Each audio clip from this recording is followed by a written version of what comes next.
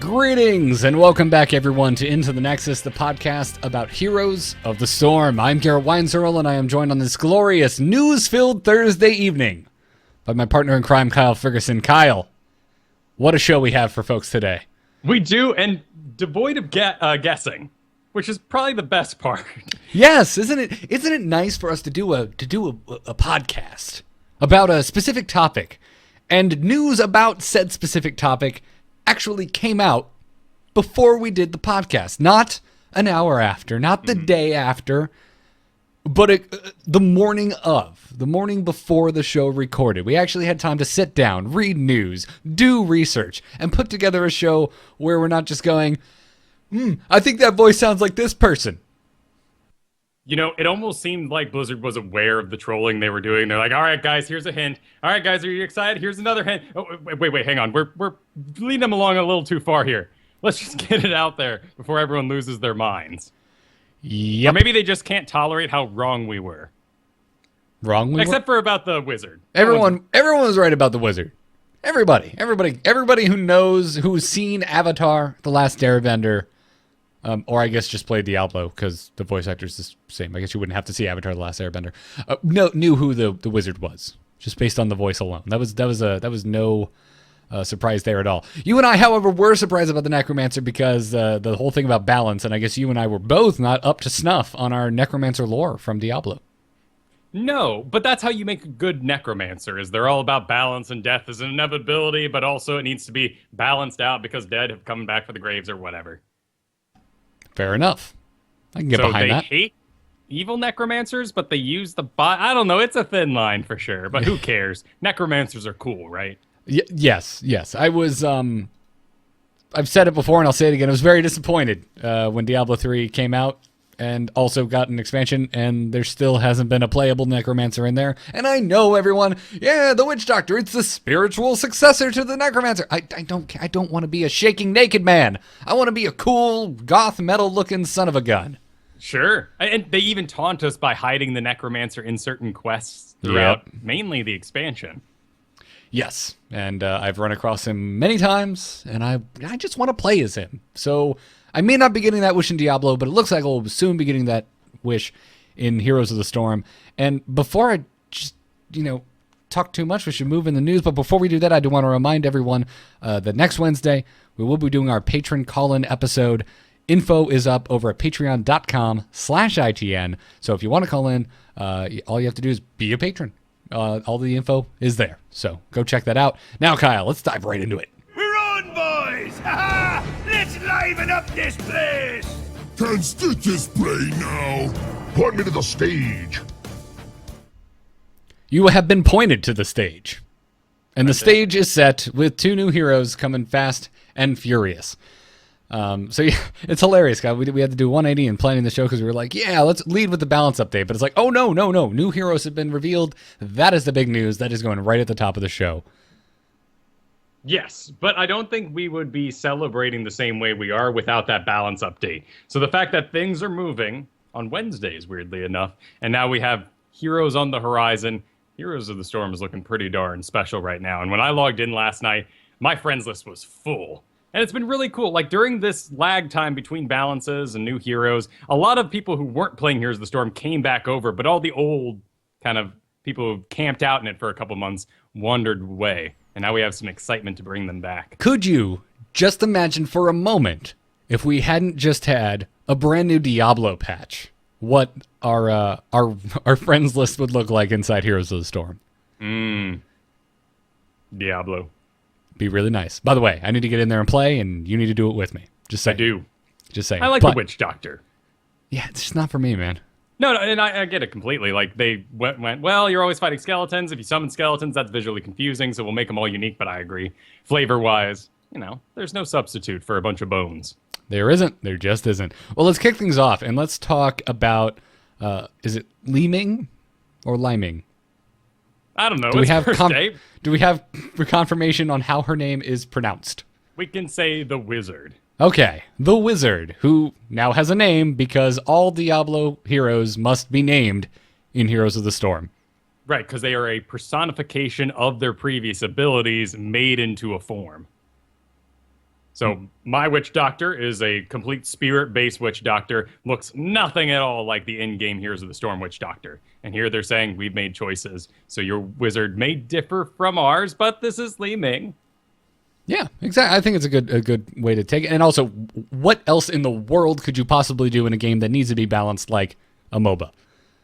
We also know that there is very little cross work done to make these heroes. The Diablo team is asked for some feedback. Maybe they help out, giving them the files, the Photoshop things to go through and get all the assets they might need. But beyond that, Heroes of the Storm is pretty free to just go.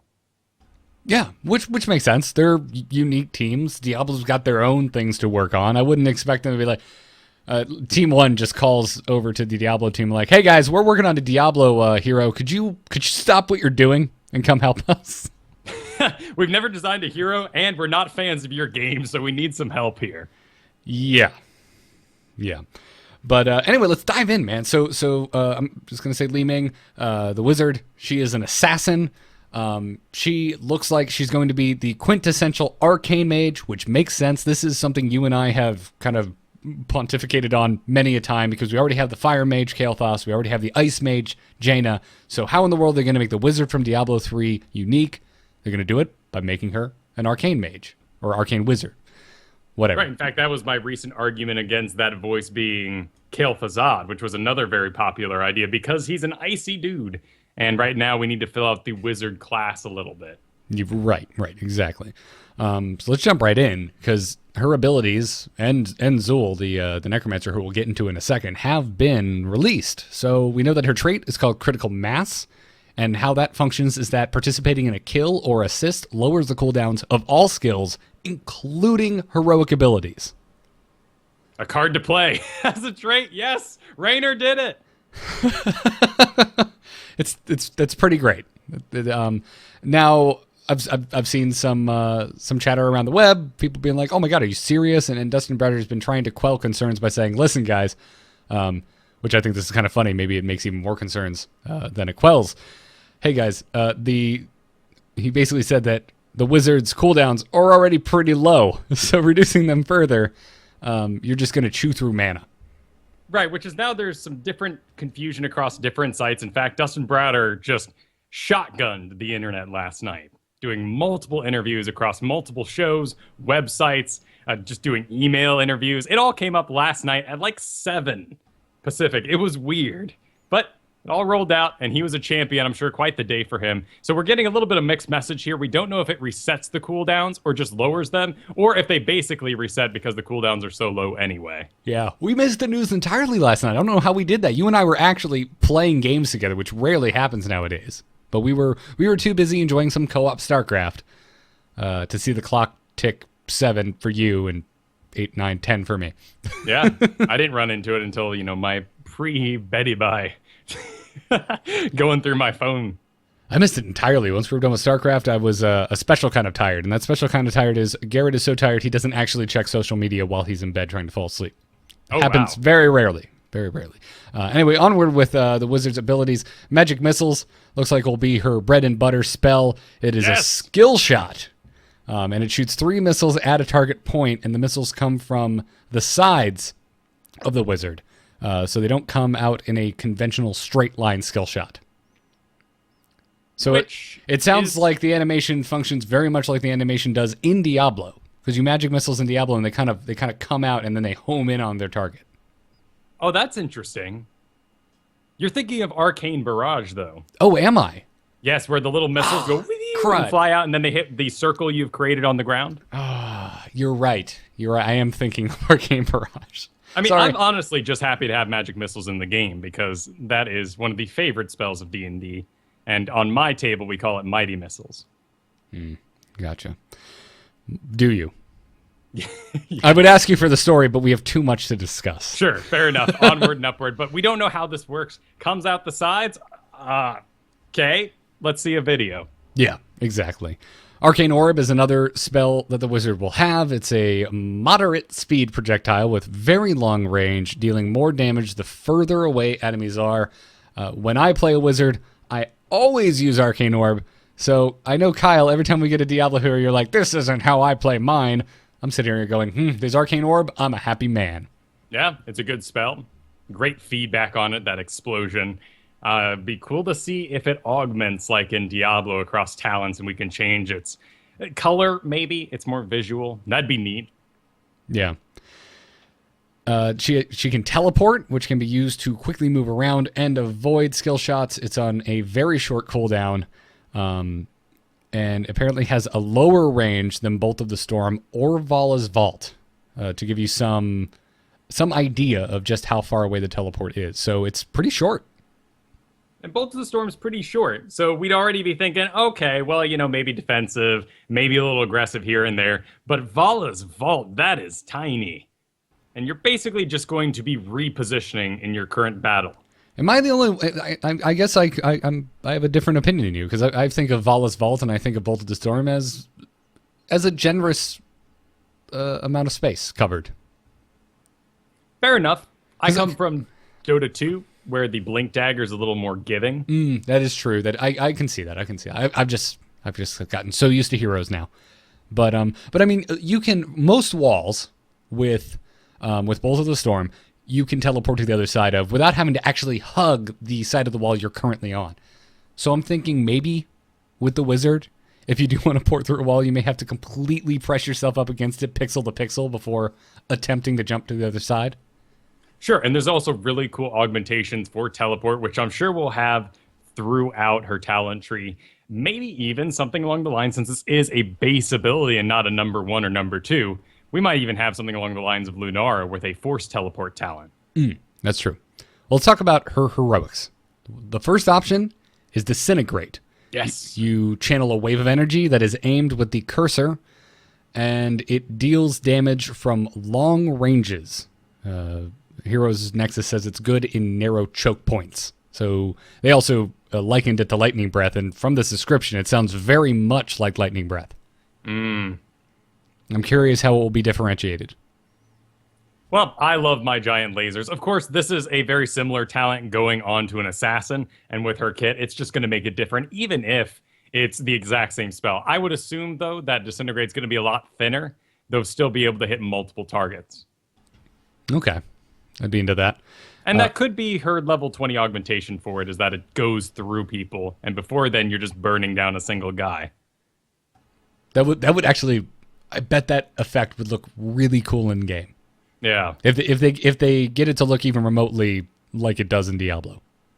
I'm just excited about this because that's my wizard. It's all lasers all the time, and everything else is passive. Folks, when you play Diablo 3 with Kyle on his wizard, it looks like you are fighting alongside the world's most violent Ghostbuster. I was going to go with Rave Party, but I like Ghostbuster better because it really takes into it the collateral damage. Yes. As a matter of fact, imagine the end of that ballroom scene, but only one Ghostbuster was involved instead of 4. Whoa, nice shooting, Tex. Exactly. And then the second option on heroics is Wave of Force, which I've played a wizard. Wave of Force, not one of my particularly favorite spells, but let's see what it does. It can detonate a ranged telekinetic bomb, which knocks enemies away from its center and cancels channeling. That's important. So I guess as Heroes Nexus put it, is good against powerful backline characters like Morales to disrupt her healing, or Nazebo disrupting his ravenous spirit. Not that I'm seeing a lot of Nazebos with ravenous spirit at the moment, but if it ever comes back, good to know. Right, and clearly they made a choice here to avoid saying ETC's mosh pit, because that's what we all think of first. And there's no other CC hidden throughout here. You have lots of movement, lots of killing power, certainly, particularly if you're in the back, but this won't be someone you'll want to double up on, it seems. If you've got yourself a gray main, looks like you probably won't get to go Li-Ming. Oh, right, yeah. Also, it sounds like Dustin Browder stressed the point in multiple interviews that she is a glass cannon. I don't think I'd ever want Li-Ming and Greymane on the same team just for survivability concerns. Right, but also you're just bringing 2 little CC there. That's 2 people completely reliant on the supports, tanks, and other characters to set them up. That is very true. Now, granted, with range, things get a little easier, and we don't know what her auto attack range will be, nor the range of her spells, but we can assume, standard with Kael'thas and Jaina. I mean, it sounds like with Arcane Orb, And what I'm hoping the length will be on Disintegrate, that you'll be able to play the wizard very similarly to how they can be played in Diablo, which is safety from distance. Yeah. So I'm hoping that will be. There were some other basic notes cobbled together from multiple interviews about the two new characters. And on the subject of Li-Ming, it has been said that apparently she's going to be a very high skill cap character. This doesn't surprise me. And honestly, it just excites me more to play her. This is probably the hero I've been the most excited for, which is strange. I don't know why. There's just reading this, I'm just like, man, I just want to get in and try the wizard. Which is funny because the Necromancer's here, and I couldn't be tickled more pink. All right, well, you can have the wizard, and I'll take the Necromancer. Okay, cool. Maybe that's it. Maybe I just mentally in the back of my head, I was like, Garrett, you just can't be that excited about the Necromancer because Kyle's just going to get into bed with him. Sure, and, Li-Ming has the whole wizard aesthetic in Diablo 3. It's a lot more learned, but also very cocky. So I can see how that would speak to you, too. But it looks like it'll just be fun. What do you mean by that, sir? I think you enjoy cocky characters and people who are like, all must fall and that sort of thing. Well, I mean, in Diablo, I just like being barbarian, which is abnormal. But I just like pulverizing things in that game. Right, we all run into those. I mean, for the life of me, I'm a wizard through and through, but Mass Effect 2, shotgun. See, I like the sniper rifle in Mass Effect. Anyways, also most of her damage is in her ability to land her skill shot. So it sounds like magic missiles is going to account for a lot of your damage, and if you miss, you're missing a lot of your damage. So I'm very anxious to see how hard it is to land a magic missile. Right, and that's really, I think, the big thing hovering over all of this. It's like, cool, but what's up with magic missile? If it's shot in a straight line, I think we'd all just go, all right, awesome. I've got Jaina skills, let's bring them. Yeah, but I'm sitting here wondering, what does that mean, that it comes out from the side? All I can assume is it's an animation effect, but I don't know. Does this mean if like someone's like directly next to you when it comes out, it hits them before it even travels on its straight line course? I don't know. Do you have to turn sideways to make sure you can fire on them? I don't know. That seems odd. That does. It's like a cloak and dagger kind of casting, wand under the arm sort of business. Yeah, some really fancy wand usage. Walks everywhere like Dracula. Nice. It was also mentioned, we talked about a little bit about her trait Critical Mass, that, her cooldowns are already pretty low, so Critical Mass only gives her a slight damage boost, and that she's mostly limited in what she can do by mana. It sounds like mana is going to be the main constraint. There will be talents for mana efficiency, however, so I just want to get in and try her. So. Yeah, interesting, too, that's her limiting factor. Really, the only person I think of when it comes to limited by mana is Kerrigan. Sure, Thrall runs a little low. Jaina, you end up out on the field. Maybe Kael'thas from time to time. But that feels like it was more your own fault for not hearthing back before the objective, or you got in that really long fight. Whereas Kerrigan, it just kind of starts up and then it's over. Unless you talent into the Ravage, return some mana for you. So this makes me curious if this is why we had such a baby step in the Malfurion department. Oh, we'll get to later in the balance. You're thinking if the wizard is not encumbered by her mana pool, that something like, or due to someone like Malfurion, that it'll be overpowered? Perhaps. And maybe that's the combo we've been waiting for. Okay. All right. Well, time will tell. Any thoughts on the wizard overall? We just blew through everything. What do you think? Are you excited? Are you? Did you not want a third mage assassin? No, I'm throwing the pieces about this. We need to fill out that subclass of assassins really, really badly. So it seemed like Wizard was going to happen anyway. It's right there on the BlizzCon art for Arena, her big old staff sitting in the middle. And plus, I don't know where the rumor started, but we just all believed it. So this is perfectly understandable. I'm excited because in some of the interviews, he mentioned a arcane form in there. All the sort of talents might have those hidden gems from D3 throughout. I'm interested. I'm very interested. So, and I agree with you. I'm curious to see how she slots in. Hopefully at some point we'll get bans, so it may not always come down to Kael'thas or Jaina. But you look at Kael'thas, high damage, gravity lapse gives you CC, brings a lot to the fight. Jaina, high damage, slows the living crap out of everything within her, line of sight, basically. Great all-around hero. So if the wizard comes in with no CC, no slow, would she be picked over Jaina or Kael'thas if they aren't banned out? Right, and I don't know. I think it'll really come down to, do you need that CC? Jaina's slow is offensive and defensive. Works in many different situations. Kael'thas has a great stun that can hit 3 people if he augments it. So I think it'll just come down to that Greymane thing. Do we just have enough CC on our team? Good, let's roll. We can take that wizard instead, particularly if she's higher damage than Jaina and Kael'thas for that trade. I think what I am concerned about here is they mentioned the talents are going to be very much along the lines of what we've seen recently with our newer heroes, which is pick a spell. And you have a favorite, and that's how you choose to spec it seems. You're going to put all your points into Magic Missile, Arcane Orb, or Teleport, and build some sort of perfect stacked build there. Where we've seen with Kael'thas, while that's a really neat idea, ultimately one spell wins out, and the spec immediately comes a bit stale rather than creative. I think they did a great job with Lunara. She still suffers a little bit from this, but we really do mix all the talents together. Maybe because we're forced at level 4 to pick a Wisp. I would say that definitely plays a role. So. Right, maybe that just puts us in a more creative mindset. Yeah. Well, shall we move on to Zul then? Oh, please do. All right, let's talk about Zul the Necromancer. Yes. There is no Necro in D3, only Zul. I was going to go with you ban Jaina. Because there is no Jaina, only Zul. Oh, why would you ban Jaina?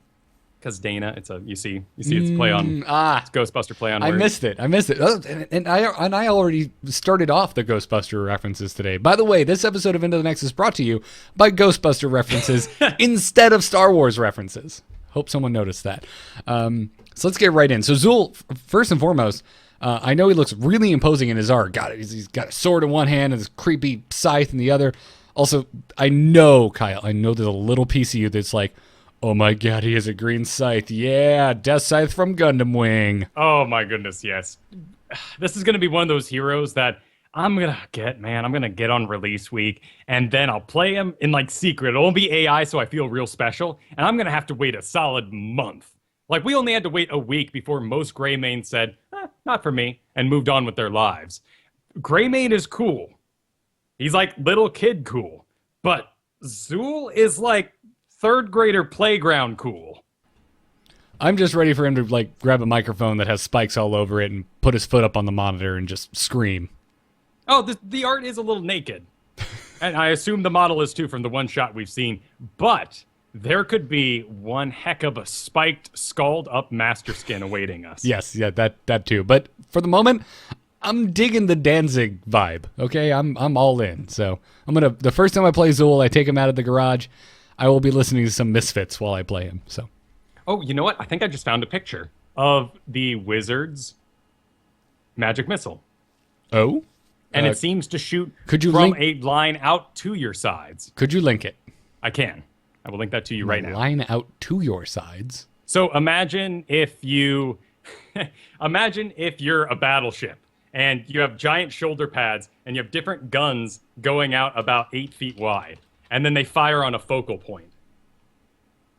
So they start at either side of you, wide out, and they zone it, and they zone in. Exactly. To a point. That's interesting. So if you you're gonna have to pinpoint it. Right. You're gonna have to choose where you're aiming it to. Otherwise, it looks like they'll crisscross and go different directions. So for ultimate damage, you want to aim at one spot. Oh, I am okay. Yeah, I totally see this. I'm gonna do some really janky ass screen capping for the video audience. This is what we're talking about right now, and I know this isn't the best audio in the world, but we'll have a link to this in the show notes. So podcast listeners, go to amove.tv/ITN, find the episode 86 post, and look at the image we're talking about if you haven't seen it already. Okay. Anyway. So I'm wondering if you can, because it's a skill shot. So do you tell it where the end point is, or is it always a fixed focal point at a fixed distance. You get what I'm saying? Like, Yeah. I can see where if you click on the ground closer to you, that it just focuses on that, and if you go further away, it goes further and still pinpoints where you clicked. Or is it always the exact same distance, and you just have to move yourself to make sure all of the magic missiles are landing where they should? Right. So I'm making the assumption that if this were to be drawn on the ground, it would look like an hourglass, and then you would increase the size of the hourglass, gauging the middle where you want it to target. Oh, that would be interesting. And so if it misses, it goes off as sort of a wave. And I guess you could hit multiple targets if you fired it close enough to yourself. Right. But this is the guessing game, right? Right. Now's the part where we're embarrassing ourselves in 2 weeks. Yeah, exactly. That's what we love to do here. Into the Nexus. I'm going to just, real quick, magic missile image. There, it's in the show notes, so I don't make a liar out of myself. Sorry for the typing. All right, so back to Xur. Now that that's out of the way. Yes. His trait, Kyle. Are you ready to be excited already before we even dig in? Skeleton raise. You can raise up to 4 skeletons from dead minions for about 15 seconds. The about I find interesting. But right, it sounds undecided, though. It does if we're on sound a undecided. 3-week release schedule here. We're looking at Li-Ming coming out in early February, and then maybe even not until March we'll see the Necromancer here. Right. Glad. Very happy. That had to be in here. Not surprised, but still excited. Let's talk about Spectral Reaper. Sounds like this will probably be his Q ability. It is what they're calling a reverse skill shot. So you create a scythe in a target place, and then it comes towards Zool. So it pops up, and then it comes towards you. Imagine a boomerang without the first half. Right, or hammering. You just never cast it to the first point. Right, exactly. So it can also curve as it travels towards Zool. So this seems super interesting. So you can summon it, and then you can move, and it'll find you. Right, so if you miss the skill shot, but there's someone between you and your Spectral Reaper, it'll curve based on where you run it.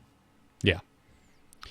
Curse Strike enhances his auto attack so that they deal area damage and slow enemy attack speed by 50%. And they are saying this is one of his core counter abilities. Cool. All right, so yep, he's melee. He's a melee specialist. That's crazy, right? 50% slow. We don't know the duration of the slow. Not a slow. An enemy attack slow. Right, yes. Right. But we don't know how long it's going to last or if it's going to be like certain blinds are. I mean, we have both in the game. We have Johanna, who blinds for a time, and then we have Lily, who blinds for a number of attacks. Right. So we don't know if it's going to be number of attacks or just a slow. Either way, interesting opportunity for some anti-melee assassin play. Yeah. Let's talk about Bone Prison, the next ability. It is a targeted ability. It is not a skill shot. It roots an enemy hero after 2 seconds in a Bone Prison. The target of Bone Prison will be given a warning when this is cast on them. So they have 2 seconds to decide where they want to be stuck. It seems that way, doesn't it? Dustin Browder said that they will be alerted and they will have 10 seconds to do whatever they want. If they're Vala, they can vault away and be nice and safe. If you're Raynor, best of luck to you.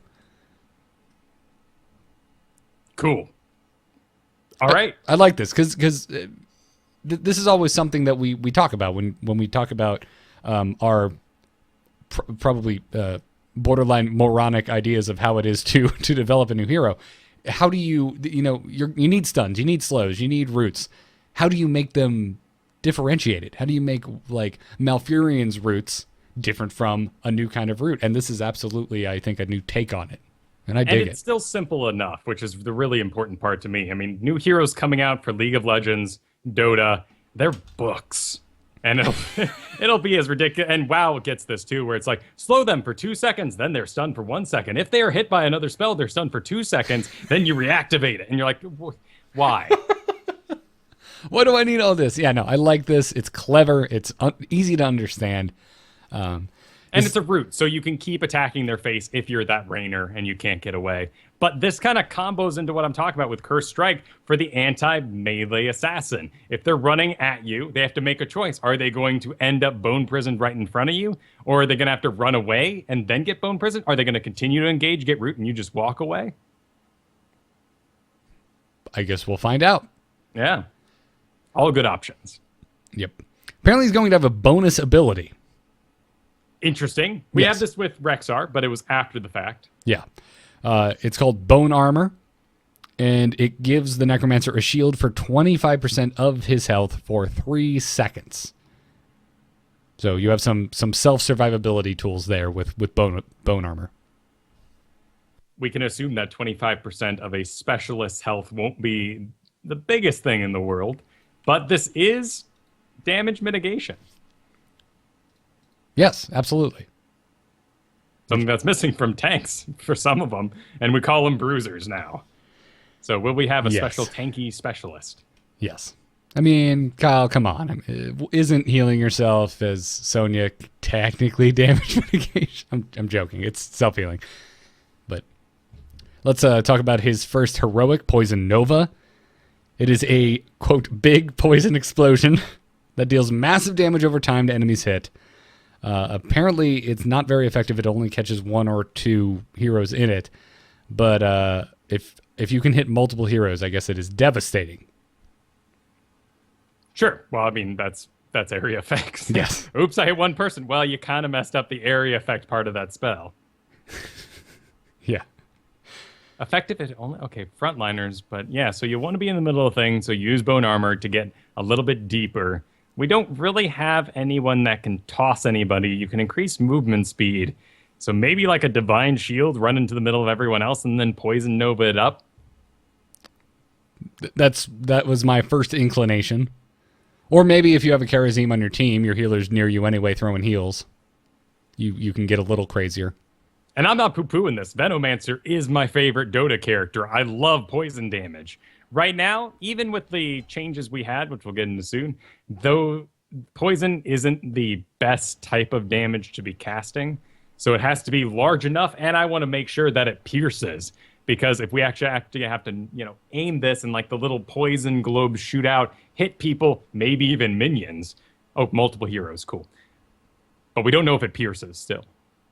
I would assume it's just an area effect. If you're caught in it, it's applied to you. I don't think there's a radial missile explosion. I could be wrong, but from the interviews I've heard with Dustin, it doesn't sound like that's how it functions. Sure. So again, could just be wrong in 2 weeks. Well, 5 weeks, hopefully, for Zul. And second heroic is Skeleton Mages, which apparently the way you cast this and target it is analogous to Force Wall from Tassadar. It creates a line of mages that slows anybody they hit, and gives you kind of the ability to they say gives the ability to split enemy teams at safer range. However, they don't impede movement. So I'm assuming you just don't want to go near them because you don't want to get slowed. Right, so it's nothing like Force Wall, except for we are going to be drawing a radial line out from ourselves to create this straight line of skeletal mages. Exactly. So we can assume then that the movement speed decrease will be substantial. It would have to be. And the damage will be good? Yeah, I would assume that the damage might be negligible. It would again, don't know enough information. Going to depend on the cooldown of this ability. If it's a short cooldown, like Force Wall, I'm assuming the damage will either be non-existent or incredibly negligible, and you're really doing it just to control the flow of battle as best as you can by throwing this down every single time there's a minor engagement. Whereas if it's on a long cooldown, I certainly hope the mages do some damage. Right, and they have to. They're skeletal mages. Otherwise, it'd be like Wall of Skeletons. We can assume, too, that they'll have some sort of ranged attack to get this slow out on nearby enemies. Well, they're ice mages. They're probably shooting little ice bolts. They could, yeah. They usually had, I'm thinking Warcraft 3, but they had those crazy collars. They dressed up a little bit for the occasion. Yes, they did. Now we just need our meat wagon hero.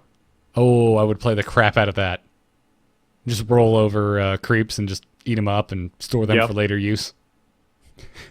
You basically just get to play a catapult. I like it. We'll put Garrosh on the back of it or something. I guess that's not a meat wagon anymore, but he likes catapults. It'll be a skin. Just put a peon, man. I want to play a peon. There we go. So there you go, man. There's our first melee specialist. That's well, we have Abathur. I mean, yes. If Yes. you want to go Slapather, and if you only want to beat people with your fish as Murgy, you could make that argument. But Zul looks so unique. Yeah, very limited by his melee, so he's going to be, I assume, pretty destructive. Even in combat, it's just going to be all of his spells sort of focused around being a specialist, yet if he can get a hold of you, he might do some serious damage.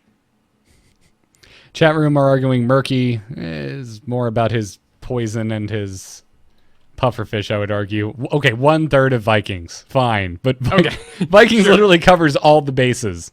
Damn it, did you make an opinion on the internet? Stated as a fact. Yep. And no, Gazlo, you would not say Gazlo is a melee hero. You can, and people build him that way, and you should be grab-a-bombing, but that is what Robo-Goblin's all about. So they are absolutely correct, though I think this will be maybe a guy who will actually be wailing on people purposefully in combat, rather than going, "Oh, ah," like our Gazlos or our Murkies. Anyways, really excited for Zul. Really excited for both of these heroes. This is the most excited about heroes I've been in a while. They're nice, though this does ruin our trust a little bit in old Dustin Browder. Why? Well, this past weeks, he made a tweet that he said they were not focusing on specialists for a long, long time. This was back in December. I didn't know that. And then he also tweeted this week how cool D2 stuff would be to add to this game. Oh, you cannot blame the guy for intentionally misleading you the week something gets announced. Fair enough. I guess that's hype. That is, I hats off to you, Mr. Browder. Do that more, because screw internet people. Fair enough. They just said specialists weren't coming for a long time, so when I saw that it was going to be Necromancer, I got excited that we would be double filling the assassin mage role, those burst damage guys. And I'm happy he's a specialist, 100%. I think this is really cool. And I'm going to love the character. I love this flavor. Yeah. But I feel like with only 3 burst assassins, we will still just be playing who's best. Maybe with 4, it would be a little more filled out. Unsure. Of course, if we have bans, we're down to 1 burst assassin, maybe even no burst assassins. And then specialists fill that role, and the age of specialists comes back over us. I'm very excited for bans. I'm very excited for these heroes, and I'm excited for bans to see what it's going to do to the meta. I want to see more hero diversity, but I don't want to see it in that. Oh, wow! My team made some really interesting picks, but the other team just went meta, and we're getting rolled. Exactly. It's all fun to play to the crowd if you're a pro player, but you want to win the money. Exactly. So. And at home, you just want to win sometimes. Right. So. I'm glad they've made him melee, though. They have to limit him somehow. Dustin Browder's talked a lot on all the different interviews about how the raised skeletons needs to be unique, not only from our other specialists, which I thought we might not even see Necromancer because of characters like Asmodan and Zagara, but they found a unique way to summon these skeletons. Then we need to make him melee so that when he summons these, they're not entirely protecting him from skill shots.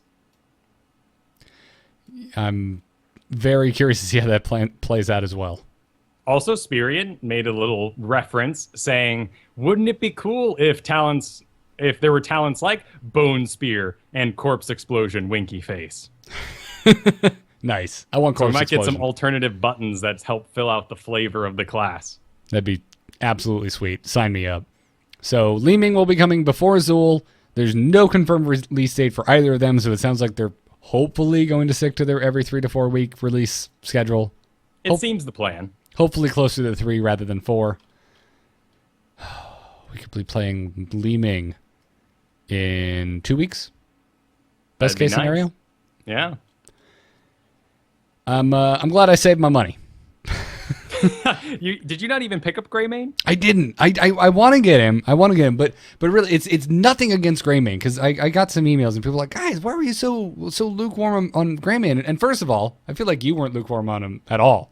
No, I love him. You love him to death, and I think his kit is great. I find him so unique. It's just not the kind of hero I prefer playing.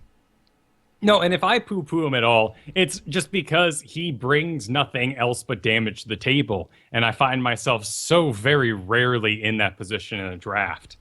Like, never is the team looking perfect with tank healer, all the CC I want ready to go, and they're just like, do whatever you want, dude. We just need damage. Hey, man. I'm like, awesome, guys. Yeah, right. If you think about it in a solo queue, pickup game, draft environment, yeah, it's so seldom that you get to enjoy that type of freedom. So, yep. So maybe I should be a little less excited about Li-Ming, but I don't care, man. It's going to be like my quick match hero, I guess, the week after she comes out, because I don't feel like waiting 20 minutes to get into a game. But I'm so stoked. Bring it on. Bring it the hell on. Well, let's move on to the balance update. Let's talk about Heroes as it currently stands, which is changed as of Tuesday or Wednesday. Wednesday, important to note too, because they said into the future, Wednesdays will be the balance day. And right. For some reason, this thing was capped off with a picture of Chen. But they've clearly made some sort of graphical choice, which to me says this will be a regular thing moving forward. No dates, no week timing or anything like that, but there will be more frequent updates. Right, and it's interesting, right? Because we usually get hero patches on Tuesdays, the same time that the store updates. So I'm assuming this is a good thing. This means that they don't necessarily have to patch with heroes. We also shouldn't expect a balance patch with heroes. Right. And if something is going to change, it'll change up on Wednesday. And we know those are two different teams. Sure, they work together in order to put out a new hero, and they load the new hero into the previous computing system so they can run those trials over and over again. But once the new hero team has put out their hero, they move on to their next one. It is now the balance team's problem. So it's probably nice to have the days divided up a little bit. Right.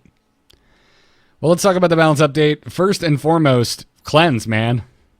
It's been changed up. Target ally now becomes unstoppable for 1 second, and it's on a 60-second cooldown. You can now pre-cleanse again. Yes. Not a huge window, but you can still pre-cleanse. And back when we had our original cleanse when the game came out, I don't think unstoppable was the term we were using. We were just saying it denies other CCs. Yeah, I don't think it had a term.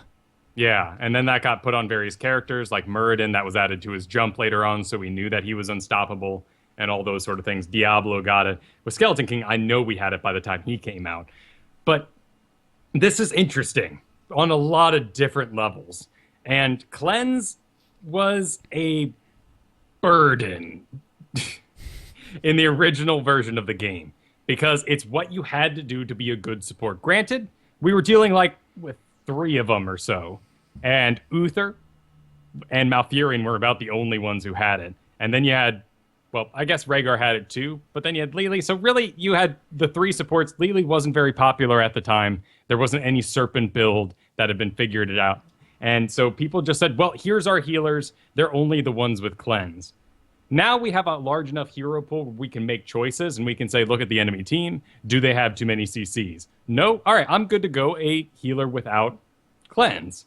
But that also means that if you are picking a hero with cleanse now, you need to be good at it. Yeah, it becomes a new skill set that you need to have if you want to be competitive at a high level. And this is great for countering the current stun-heavy meta. And important to note, too, you can't do this in other MOBAs. You just can't. Like, you could make an item that gives things unstoppable, but you can't stop every hero from purchasing it. So the talent system is really unique and cool in that they can just give it to certain heroes and say, this is how we're going to balance it out. I mean, there's items in Dota, I think they've gotten rid of them at this point, but in the past, it would just say, cannot be used by so-and-so character, and that's just lame. But that's how they had to figure out how to balance this. Yeah, well, part of my overarching issue with the shop system, period, in a lot of games. Right, you just can't balance it. Everyone has access to everything. Or you try to limit them, and that's just extra text. But you are going to have to be amazing at cleanse now. It will be expected of you. Yep. So I'm happy with that. Very happy with that. So you brought I'm happy along with it too. a mini cleanse strategy. Would you want to go into that? Yeah, let's talk a little bit about Cleanse, because we have quite a few heroes now, actually. We've really filled out the support since back in the day. Cleanse in its previous form was pretty darn useless, and you rarely picked it except for on Uther because you just didn't have other choices, or you just go Clairvoyance because it's right there too. In fact, Uther has always been a very unique case. It's why I got good at him in the first place during the Cleanse age of Origin back in the Alpha.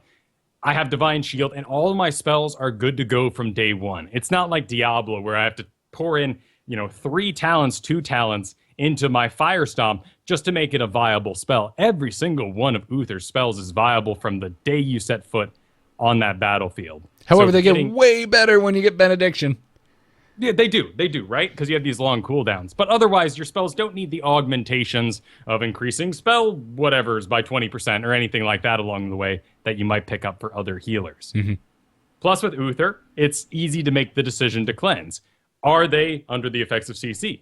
Yes. Well, I will cleanse them. Are they Are not? they under the effects of CC and damage? Yes. Well, then I will Divine Shield them. And with both on about a minute cooldown, it's pretty easy to decide which one I'll use where. Other heroes, Cleanse can feel like it's going to bring a whole nother pile of decision-making into your play. And it's not really heavy. It's not something you'll write a paper about, a thesis. No, it's split-second decision-making. You need to give someone unstoppable to avoid these things. So first and foremost, Cleanse is going to be most useful against characters who have very clear-to-read stuns. I think of the Butcher. It goes, brah, fresh meat, and he runs at you, and he's got a little skull over the dude's face. And here it comes. Here comes the stun. Are you ready for it? Yes, you are. Cleanse them. They don't get stunned. They keep moving. They don't get slowed. They keep moving. Yeah. But this means that Cleanse now works on Mosh Pit, too, because right now, you removed, over the previous version, you removed the stun, and they have resistance to it for 50%. And, well, if you're in a Mosh Pit that's constantly... you'll just end up back in it. We would call that shredding, nothing. Kyle. We would call that shredding. Thank you. Face melting might also face work. Melting, that's actually a move. So. Yeah, so we confuse people there. Yeah. Shredding is a good call. We'll say shredding. Yeah. Yeah. It's laying down some sick licks. So you need to be ready for this. Watch for those obvious stuns. And if you're going to pick a different support that doesn't have Cleanse, you need to count stuns on the enemy team. Who has Cleanse? Brightwing, Karazim, Lieutenant Morales, Malfurion, Rhaegar, and Uther. We already talked about Uther a little bit. Your choice is between Cleanse and Clairvoyance. Congratulations. That's very easy to make. Yep. Brightwing's a little tougher because Phase Shield also hangs out at level 7. And Phase Shield is a pretty big part of making Brightwing work these days. Yeah, it's great. Place a shield on someone once you phase shift to them. It's wonderful. It's really your only burst healing before 10 in the current iteration of Brightwing. Yep, which is the biggest issue with Brightwing, which also wasn't addressed in the recent patch. No.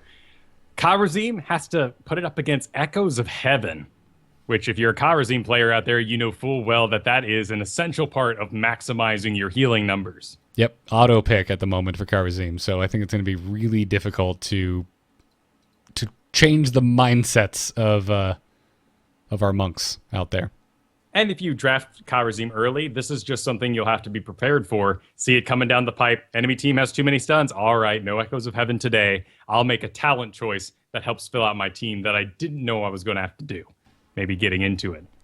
Yeah. Lieutenant Morales only has offensive spells it's up against. Ones we use everywhere. Irradiate is probably the biggest one, but also Clear increases the pushback of your grenades. Those are both really popular talents right now, particularly Irradiate for that extra bit of damage. Mm-hmm. If you're fighting a bunch of stuns, I don't think you'll have any trouble picking Cleanse. I don't think so either. I think Morales, I think it's absolutely fine to break away from Irradiate if it suits your purpose. Providing, like you said, the comp that you're playing against kind of calls for it. Malfurion's a tough one, because you're up against Enduring Growth. Increase the duration of regrowth by 6 seconds. Yeah, that's a lot of healing. As a hot man, yeah, that is a lot of duration. Kyle, did you just call yourself a hot man? A hots man, yes. Okay. We should make some t-shirts for BlizzCon that say hots man. Hots man? Are you a fan of hot slogs, or do you like heal over time spells? I like heals over time, but not in this game currently. Me neither. I want to be excited when I get Malfurion, man. It's so Tranquility is great, or not Tranquility. Innervate. Innervate is just I love it. Probably one of the most forgotten about spells in the whole game, though, for lower leagues. Oh god, yeah. I played a bunch of quick match today with Dills. We got our daily quest done. The stuff I was seeing. Anyways, that's a tough pick to go. But again, if you're looking down a stun heavy team, it might behoove you to take cleanse, because that extra 6 seconds isn't going to save your buddy that just got stun locked. Exactly. The cleanse is.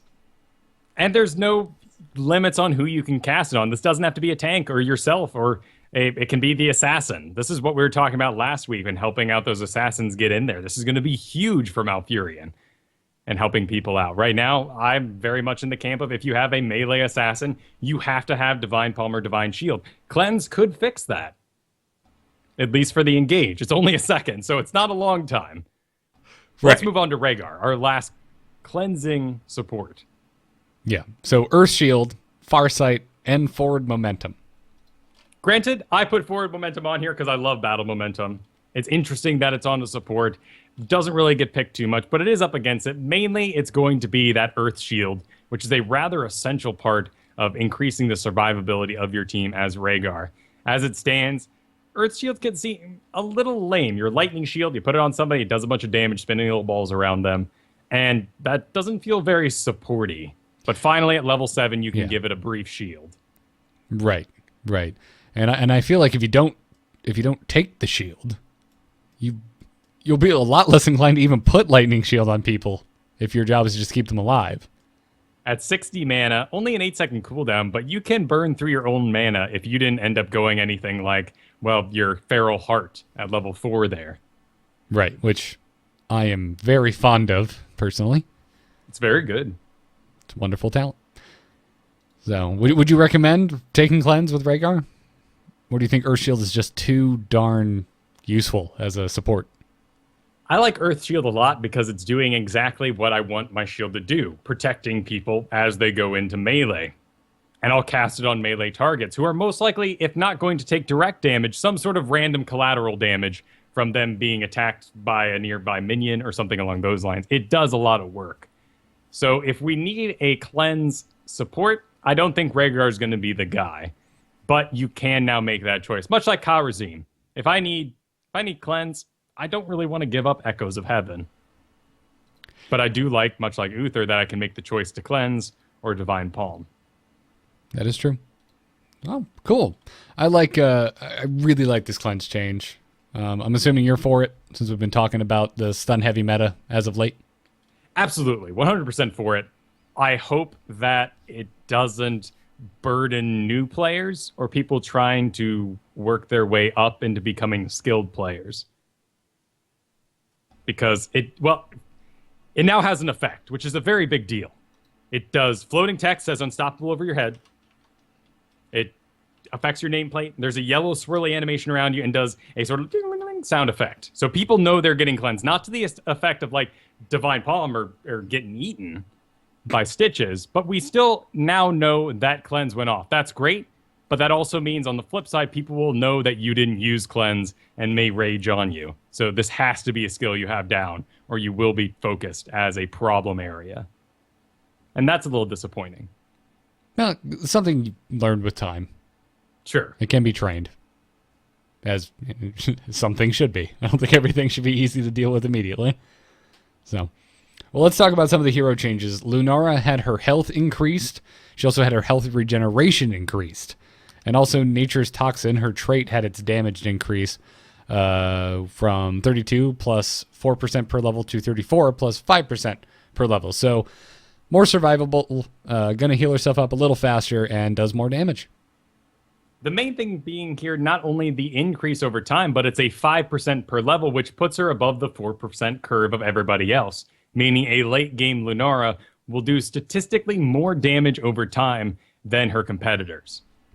Yes, and that's why I kind of like the new system because they can make these kind of tweaks, and it's very easy to understand how this stacks up now against all the other heroes. Right, and it gives her a unique edge, much like we have with Zagara. Now, with time, will everyone have a unique edge and they go, whoops, scaling has now just become normal, we need to rescale? Maybe. We True. do work into those problems. Well, yeah, we'll see how things go.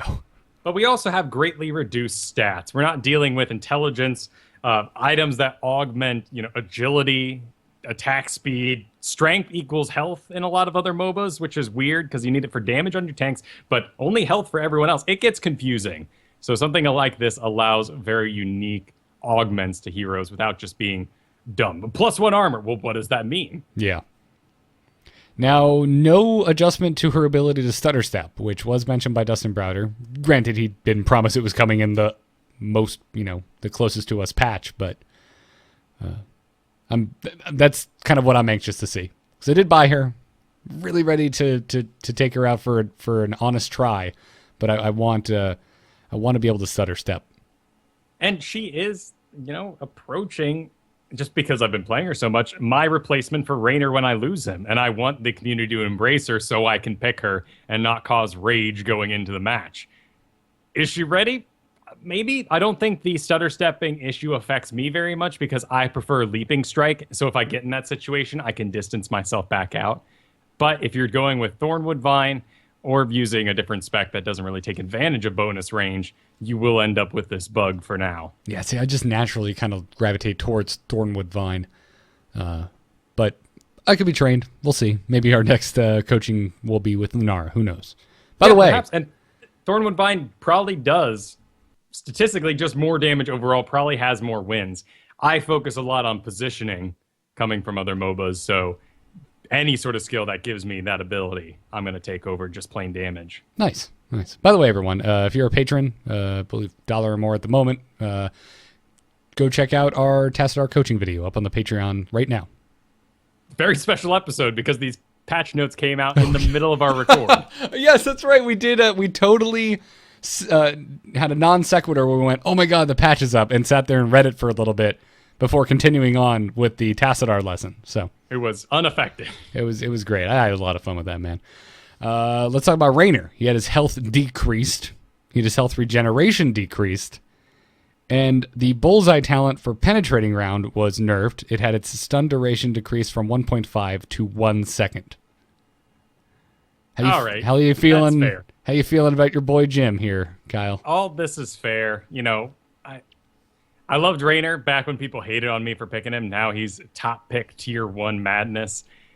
I think the bullseye talent is well warranted. If you get the double penetrating round, you can stun someone for 3 seconds. Granted, they're being slowly pushed away from you, but if you have a good angle or 3 second stun is just long enough for everyone else to die, it wins games. So I respect the limited step that they've taken here. I'm very happy they didn't affect his damage at all. And a great way to counter that is reducing his survivability.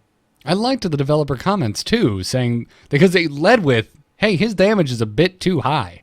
But they followed up with, for how safe he can be while dealing it. Exactly.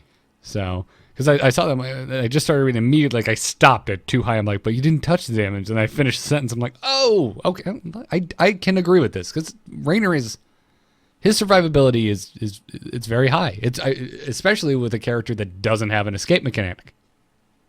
No, not outside of talents. And even that's just a movement speed increase, given other factors. Oh, yes, exactly. Now it is the auto pick at that level. Revolution Overdrive. Every Raynor and their grandmother takes it, but... Right.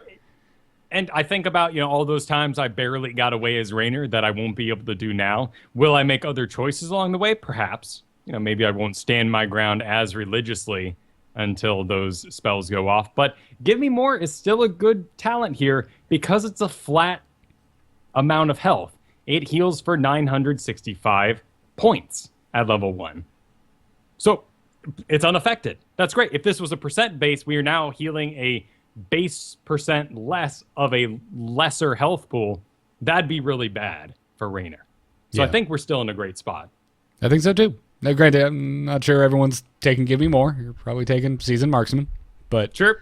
I fully admit that is my training wheels that I failed to take off too soon enough.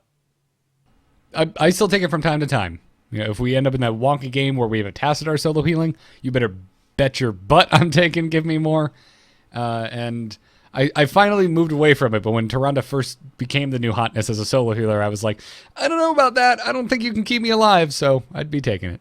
So. Right, and I make the choice mainly based off, do I think my support is going to be too busy with people that aren't me? Yeah. Anyways, let's talk about Brightwing. Someone I was very excited to see in the patch notes. Arcane Flare was the only ability tweaked. The inner area damage has been massively increased from 137 to 274. It also had its mana cost reduced by quite an amount from 50 to 35, and the cooldown has been decreased by 2 seconds, bringing it down to 6. Also, Arcane Precision talent is just gone. Poof. You don't need it. Arcane Flare does a lot of damage now. Right, which was one of my first thoughts when I started reading this was, oh my goodness, what about that one that increases that? No, it doesn't. You don't need it. You don't need it anymore. So... Yeah, go ahead and get through the developer comments. Okay. Box it up. So the dev said that Arcane Flare's been in a tough spot, that they were worried about giving Brightwing reliable damage and wave clear without having to talent into it, but they realized that it may have been a bit too restrictive, and that since the ability does have a decently high skill cap, they decided to really ramp up the inner damage component and reward bullseyes with a higher payoff, which I'm so happy about. They said that the change should allow Brightwing to be a bit more active in lane, and enemies caught in the center of Arcane Flare should definitely feel it. Which I like, and it actually does play. We talk about flavor on the show a lot, and lore and whatnot. Absolutely plays to the flavor of Brightwing. You listen to her talk, she just wants to kill things. Right, and would feel very rewarded with a bullseye. So I like it. The main reason I like this is because it is embracing what Brightwing can already do, and I hope it means Brightwings become more creative based on this talent pick.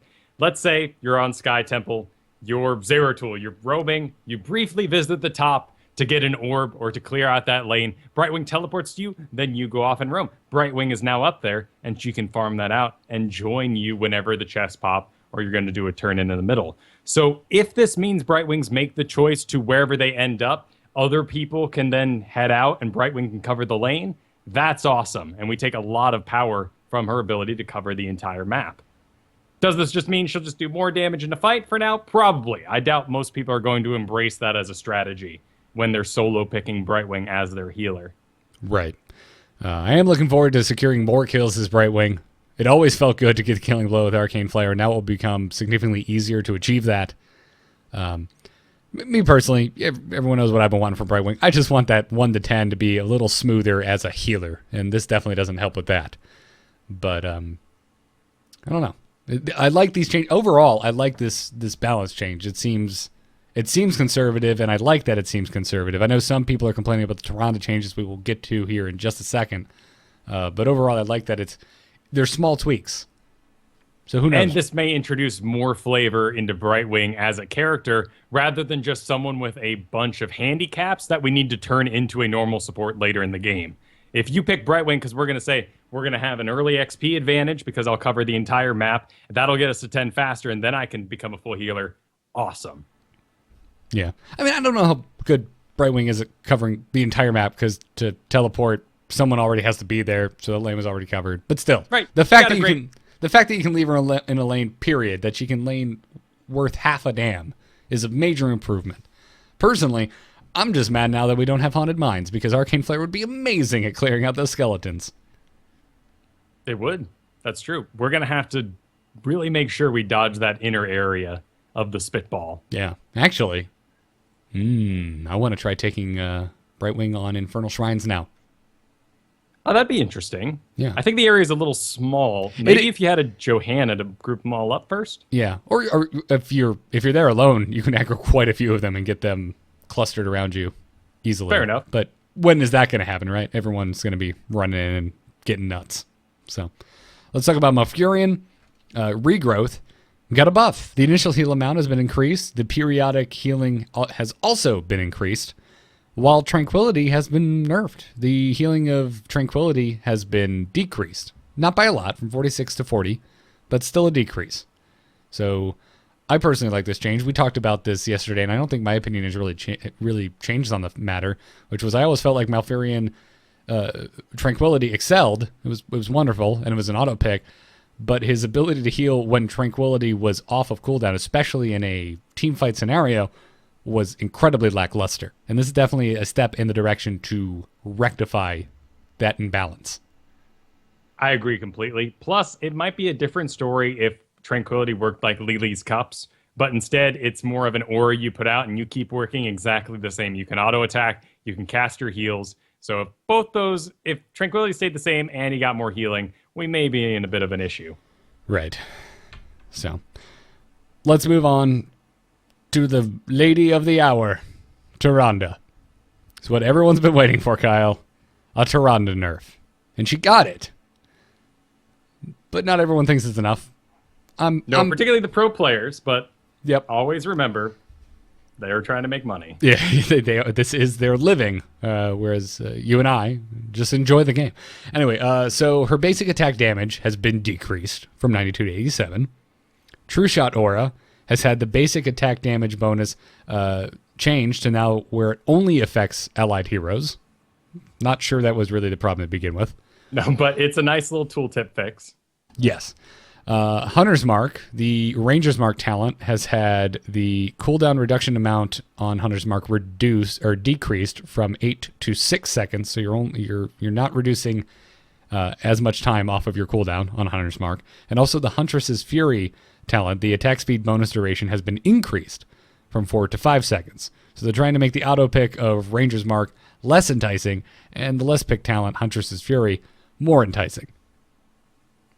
Which I like. That's a level 13 talent. You're still up against Shrink Ray. Yep. And Overflowing Light being the main one. Oh yeah, which didn't get touched. Yes it did. It did get decreased, but I don't think enough to where people still won't be taking it, especially if you're solo healing. You need Overflowing Light if you are solo healing as Tyrande. So let's get to it. Light of Elune, the base heal, has had its heal amount increased by 10. So it went from 310 to 320. However, Overflowing Light, the auto pick talent for everyone solo healing as Tyrande, has had its healing bonus decreased from 35 to 30%. And this is her own unique version of Hardened Focus. Hardened Focus on other characters and supports decreases the cooldowns by 50%, while she increased the healing done. The reason this is sort of an overpowered talent on Tyrande is because just the way her heal works, her Q, you always heal yourself no matter who you cast it on. So cast it on a minion, you'll get healed. Cast on a nearby hero, you'll get healed. Cast on yourself, decreased value, don't ever do it. Right, exactly. Cast it on anything else. Except an enemy, because you can't. Yeah, and this isn't Hearthstone. And even if you could, you shouldn't. That would be kind of funny, though, if you could do that, like a priest who didn't draw anything in his first 3 turns. Yeah, just using my mana, Yeah. Lunar Flare, the stun I'm sure many of us have been hit by at this point, has had its stun duration decrease from 1 to 0.75 seconds. And the Lunar Blaze talent, which is picked by many Tyrandes everywhere, including myself, has had its range bonus decrease from 50 to 40%, which I'm totally okay with. I don't know about you, Kyle, but I did kind of feel, as a Tyrande fan, when I took Lunar Blaze, that my range was just a little bit beyond the point of absurd. I agree. This will increase a bit of hammer play, because it puts her right on the edge of the auto attack range. Yes. Which does sadden me a bit, because there's nothing I hate more than trying to deal with a good hammer in a good position. And I do love on Tyrande being able to hassle her. I guess I'll just have to focus. I'll just have to stick to Zagara at this point, dropping pods. Yeah, those hurt, but those roaches, hammer doesn't give a damn about roaches. Yeah, but if they're not paying attention and they're just attacking whatever, roach soaks a shot, you move in, drop your Hydra, and then engage. True enough. That's strategy. Yes, it is. Love me some Zagara. Shadowstalk, the ultimate everyone takes since it was changed to a usable ability, rightfully so, has had its cooldown increased by 10 seconds. It's now at a full 60-second cooldown. The periodic healing has been decreased very minorly, only by a factor of 1 point. The final burst heal amount has also been decreased from 195 health. And then the Hunter Swiftness talent that modifies Shadowstalk has had the movement speed bonus decreased from 40 to 30%. That particular talent, not seeing as much play, but still worth noting that has been changed. Well, and it's great, too, because it actually gives a reason to take the level 7 Quickening Blessing, which gives movement speed on whoever you cast Light of a Loon on. Otherwise, you just say, oh, a 25% speed, or I can just wait till 20 and give everyone 40%, everyone on my team. Now it's actually giving some talent diversity. Will it get picked? Probably not. Probably not, no. Also, Starfall got buffed. Damage increased from 64 per second to 69 per second. Which is interesting. I mean, we want to encourage other alts to be used and for characters to be used in creative ways outside of the norm, which is Tyrande soloing right now. But we've limited her overall damage by tiny baby steps. I feel that, just to get the opinion out of the way, that this is the right way to do things. We need baby steps. Just hitting the banhammer and making a character unplayable will just rise up someone else to take the place. Now we can have Tyrandes with a bit more sanity, but still have them in the game. The same. I'm personally relieved. Now, I'm not saying that I agree that this is... I'm not ringing a bell saying this has fixed everything. You guys nailed it. Time is going to tell. However, personally, as someone who has enjoyed Tyrande since the very beginning of this game, Kyle, you're a hipster about Raynor. I'm a hipster about Tyrande, damn it. I have loved Tyrande since day one, and I've just been confused in the last couple of months when she just became the top-tier, number one auto-picked hero. And I was just concerned because I was looking at her. I'm like, well, I could see them going in the route of changing how she feels as a hero entirely and just sending her down the road of pure support, not really a damage dealer at all. Maybe even getting rid of her stun, which scared the hell out of me personally. That's what I always liked about Tyrande. So I like that they're keeping how she feels intact. They're not changing anything. They're not completely revamping her. They haven't taken away any abilities and given her new ones. And she should be a risk. She should put out less healing, but be able to do more damage. That's entirely highlighted by the fact that really Hunter's Mark, as a base trait, wasn't affected. Talents were. The auto-pick talents for a lot of them. Otherwise, it's still a thing. They want Tyrande to have 25% vulnerability to be able to hand out. It's a lot like what they used to do with druids in World of Warcraft. They can fill every role. Eventually, it was too much work. And with all the bloat of spells, it became way too much, and they made a strong decision to cut that off. I applaud the Heroes team for continuing to make Tyrande the way they want her to be. I'm afraid still for the future that they just cut it off and say, well, you know what? We were wrong. Yeah. But if they go that route, personally, if you're thinking about changing her role or focusing her in a little more, make her like she was and just switch her to a specialist. I personally would be happier with that. So just drop that healing back off the face of the earth and let her be a specialist with some weird little spot healing. But, right, and that's just hard to do. It's hard to do that druid character that's good at everything, but never excels anywhere else. And Tyrande also has really great buddies like Diablo right now, who are succeeding in the game. Absolutely. So it's a bit of a pile-up of many different factors. I am overwhelmed with joy that they have taken this small step, and if they continue with these Wednesday updates, we might see her get nerfed further in the future. Yeah, we'll see. Time will tell. Bert, as a Tyrande fan, I'm happy. Finally, Stitches got some changes. His basic attack damage was increased, and Slam has had its damage increased. If you've been with us for the long haul, that's interesting, because it previously had its damage decreased. Right, because the Slam build was all everyone ever did. Right. Then we had to deal with Gorge. Yep. And we've never really touched Hook. It's a lot like that Hunter's Mark. He is a hooky character. We can't change that without destroying a major part of how the character works. They just want Stitches to do more damage, apparently. Is it partially masochistic for me to say I want Stitches in the game? Like, it's not a hero I enjoy playing. I have never enjoyed playing the Hook characters in any MOBA ever. And I don't see myself ever changing. It's just a play style opinion of mine. However, I find it odd that I'm playing this game and no one's playing Stitches. That I don't have to worry about a Hook in the back of my mind. That's not something I have to learn and stay up to date on. It's not as exhausting as it is in other MOBAs, because if you end up against that Pudge or other hook character, you have to spend the next hour basically constantly thinking about how you could get hooked and completely destroyed. If the minimap is empty, you're hiding. If you're in the lane, you're in the middle of your lane minions, so if a hook comes for you, it grabs a lane minion instead. I kind of like not having Stitches or Nova for that very same reason, but they're characters, and they should be around a little bit. They should be decisions, just like Tyrande. Well said. Any final points on the balance change overall before I move into Dustin tweets? All good. I think Brightwing was the most surprising one here. Yeah, I didn't see that coming. Welcome change. Agreed. Cool. Well, let's hear what Dustin had to say on the Twitter. Right. I could be wrong. He thinks doing D2 stuff is totally a cool idea, guys. Yeah, it might happen sometime in the future or something. Maybe. Okay, that's out of the way. Nice job, Dustin. I'm very happy to hear this. He said that they're going to try nerfs and balance before adding diminishing returns, especially after our conversation on last week's episode about the issues that diminishing returns would bring in and understanding the game.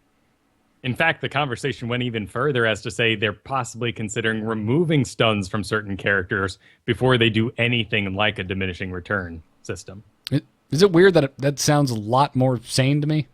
That I'm okay with that? I'm like, yeah, just get rid of them. I don't want to have to learn how diminishing returns works. Yeah, I agree. I don't want to keep track of that in my head. Yeah. I don't have to be messaging like just before we engage in a team fight.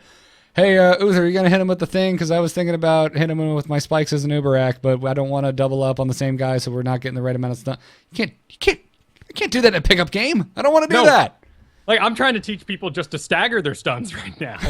Like, I don't want to enter that world where I'm like, yes, you should stagger, but you should wait an extra 5 seconds to make sure you don't get half the duration of your stun. Yeah. Hero League is getting 2 bans per team. Confirmed. So. Yes. There you go. And this was actually an answer to a question from someone who asked if bans in Hero League would require minimum owned heroes to be bumped to 16. I thought it was 10. Well, right now it's 10, but if we have 2 bans per side, Dustin went on to tweet that we are going to have 14 heroes required to enter Heroes League. Gotcha. Okay. So I never really thought of it. That is kind of bad for the free-to-play side of things. Yes, but you can get to level 40 pretty darn quick.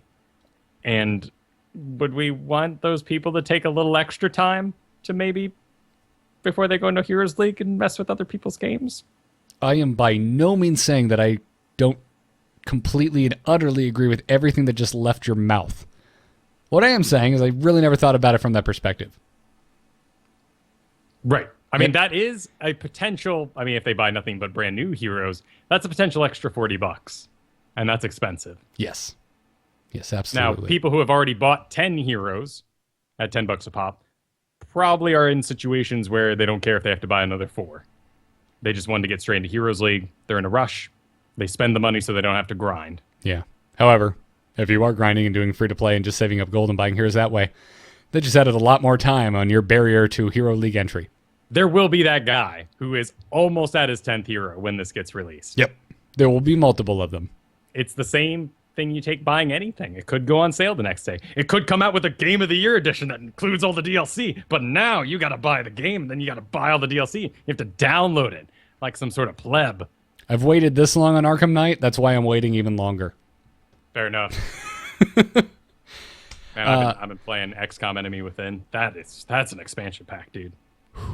I need to get back to that game. I need to get back to it. Also, I found out it's on iPad. I just need to play it on there. Great bed really? game. Yep. Oh, but you're already playing KOTOR. You got to finish that, too. I know, and I've totally fallen off that horse. You got homework to do. Just because I've been forgetting to charge my iPad. Bans will be decided by the highest MMR player, which means I'm in the back of the peanut gallery going, does this mean we'll actually get to see our MMR instead of a number that's not necessarily truly representative of our skill? You would assume so, because otherwise this could obviously be a point of contention.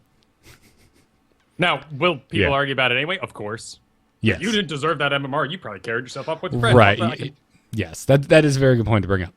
So, But or that's your Smurf, and you max it out or whatever. So with 14 heroes, though, I think we'll see an end to Smurfing in Heroes League.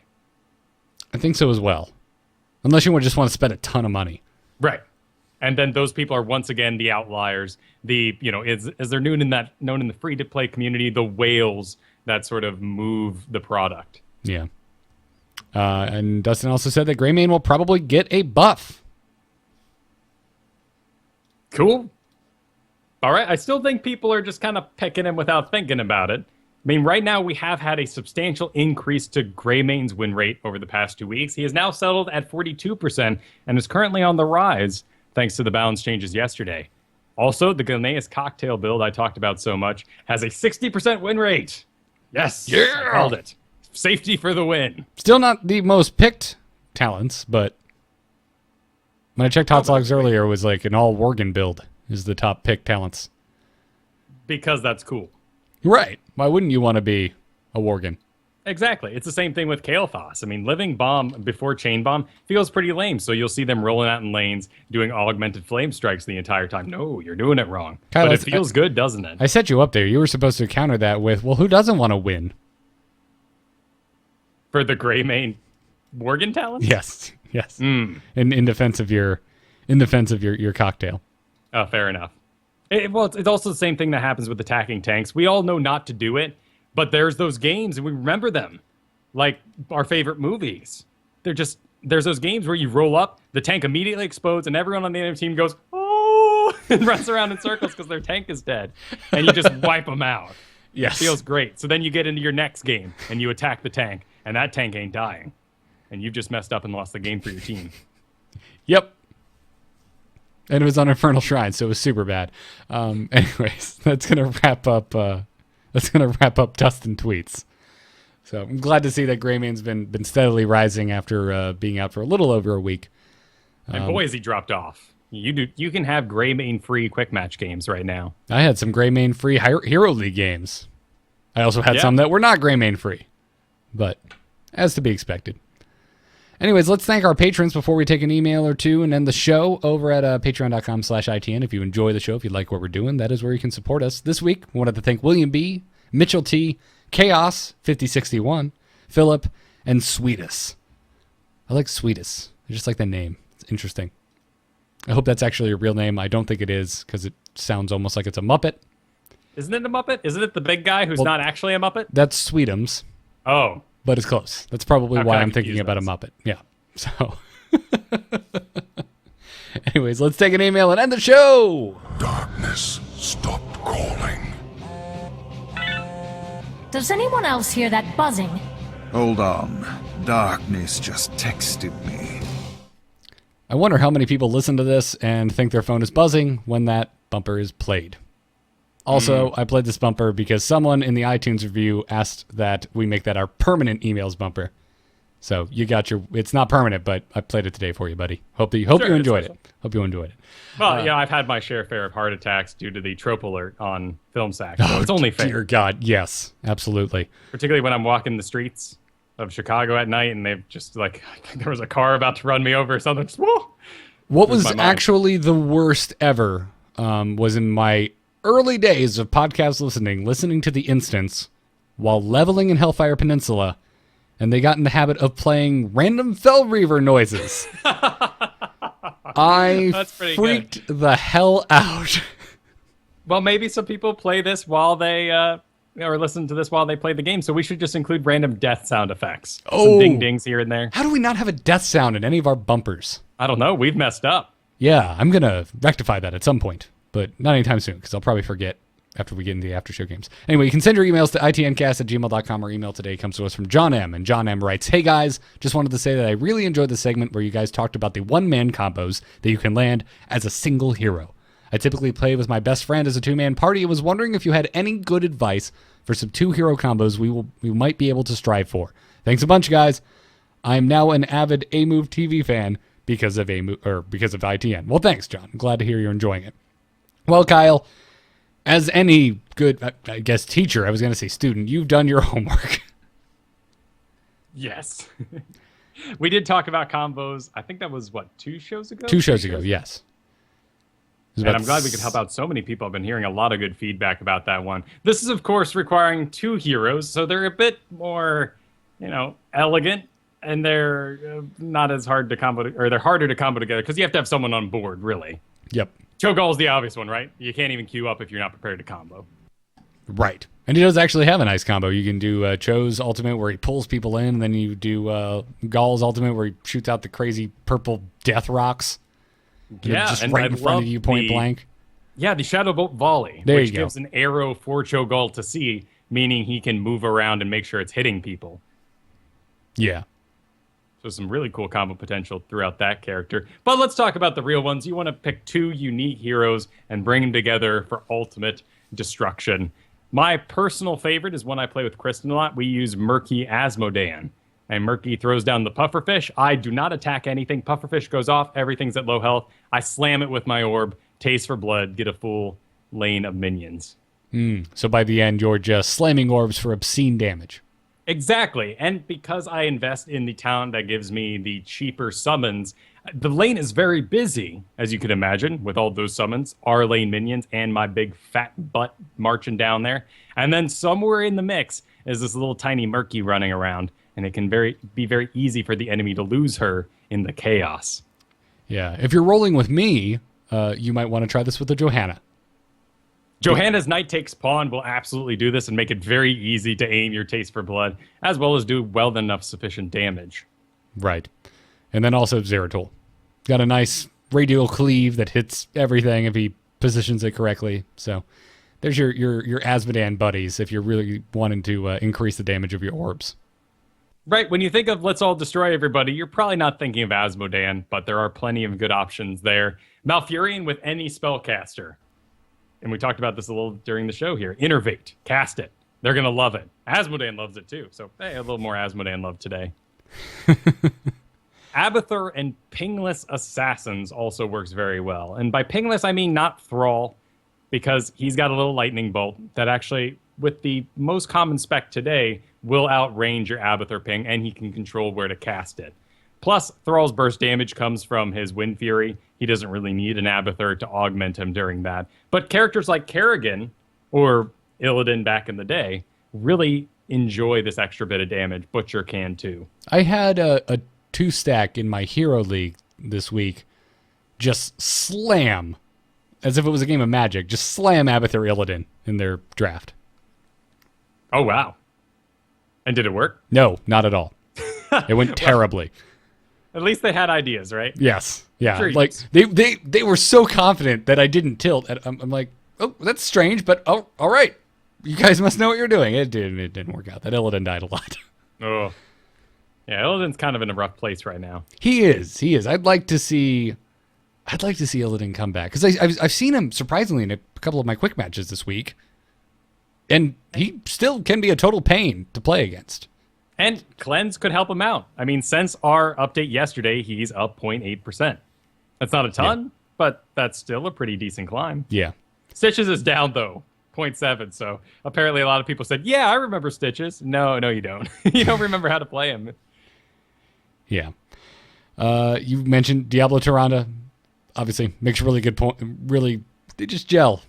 You can aim your stun on the center of Diablo, and it'll hit the target he pulls over himself. I love it. Right, beyond synergies that we can't even begin to imagine just the two characters working out, they're both great at ganks, so they're going to be an excellent target. Tyrande really works well with any gank combo that has an additional stun.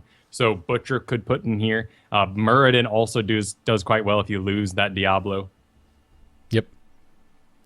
And then Divines and Divers, and this is going to be your Divine Palms and your Divine Shields. Someone that has a dive mechanic like Kerrigan to get her way to the back, or even a Tyrael Butcher along those lines. Divine Shield Mosh Pit with a power slide can also be a little insane. You have to get enough heroes where it's worth the Divine Shield. But also, that's not really something you would want to roll into quick match, because you could be the best ETC in the world, the best Uther in the world, but if no one's there to deal the damage or knows what you're up to, that's not going to fly. It sounds like you've been in my quick match games, Kyle. It is sad to see beautiful mosh pits do nothing at all. Yeah, and I'm sitting there with my Uther hammer just going, come on, guys. This is the right idea here. Watch the Uther. They're just dancing in the background. But there's mercenaries right here we could be attacking. We could get a kill or two, and then we could get the mercs. Come on, guys. Join me in the land of freedom and map control. Anyways. Anyway, hope those help you, John M. Thanks for writing in. And that's more or less going to do it. Again, send your emails to itncast@gmail.com. Thanks again to our patrons at patreon.com/ITN. And also thanks to those of you who are leaving us 5-star reviews on iTunes. If you listen to the show on iTunes and you haven't left us a review, take a few minutes, maybe not even a few, take 30 seconds and just be like, rah, 5 stars. We'd really appreciate it. It'd be wonderful. And also I get to then read that, maybe on the show.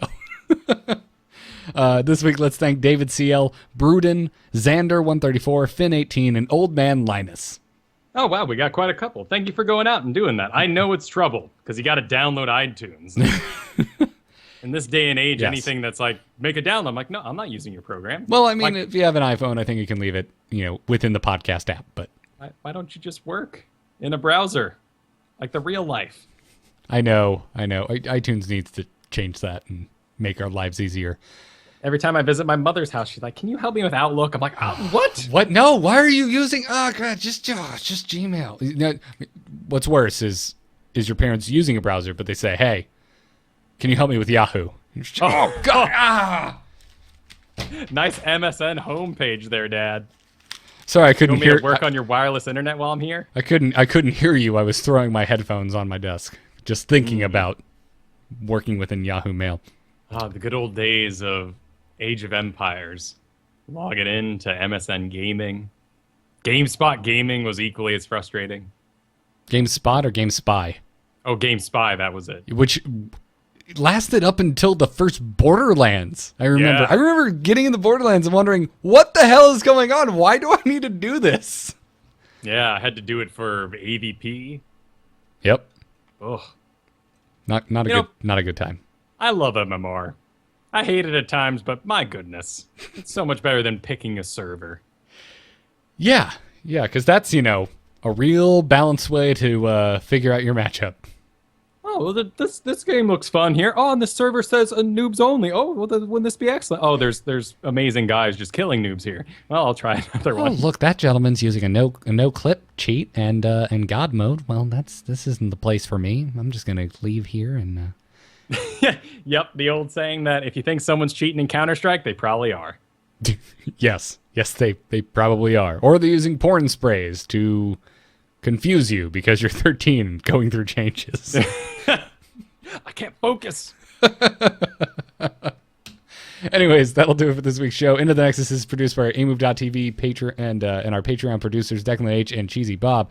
You can see more about this and all of our other shows at amove.tv. Catch us live Thursday nights at 8 p.m. Eastern Time on twitch.tv/amovetv. Check out the mobile live stream on alphageekradio.com. Also, don't mention this enough. If you go to tunein.alphageekradio.com, you can see our live show anywhere. If you think about a place that shows you live video, or not even live video, we're on, apparently it's on Apple TV, Roku, and a ton of other things I didn't even know existed. So if you really enjoy seeing the show as it's happening, alphageekradio.com is a place to go if you're not sure the device you're trying to watch the live show on can handle it, because they've got you covered over there. So big thanks to Todd and Alpha Geek Radio. Follow us on Twitter at ITNcast, and check out BrianGriffithMusic.com because he made our music and we love it. Kyle, where can folks find you? You can find me on Twitch at twitch.tv/Kyle Ferguson. Tomorrow, we will have a replay analysis show. It'll be at 1 p.m. Pacific. And currently, there's a vote up on my Twitter, at Kyle Ferguson, where you can vote as to which pro replay we'll be finishing out with. And right now, Fans Abathur is leading the way. Also, I've added a new feature to my store over on KyleFerguson.com. Many of you have gotten lessons from me. I'm so happy I could help so many of you guys. But a lot of you have either schedules that we don't match up with, or you're just looking for a bit of help without the time investment of sitting down with me over Skype.